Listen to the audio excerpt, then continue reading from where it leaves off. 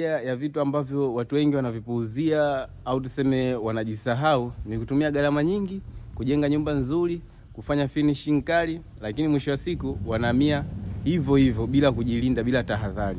Na hicho ndio kitu ambacho mteja wetu wa huyu wa Chake Chake Pemba amekishtukia mapema, akasema atushtue kwanza sisi, tuje tufanye mambo yetu, tumfungie mifumo ya ulinzi kwenye hii nyumba ndipo ahamie.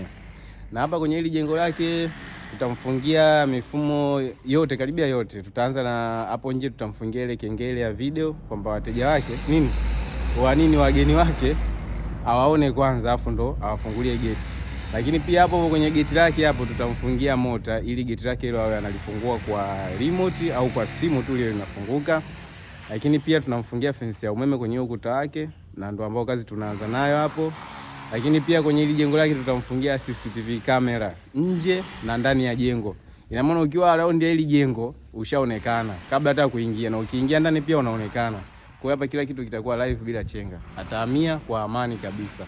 Na yeye pia tunakukumbusha usije ukahamia kwenye jengo lako bila kutushtua sisi Smartech Solution, tuje kukuandalia ulinzi wa uhakika.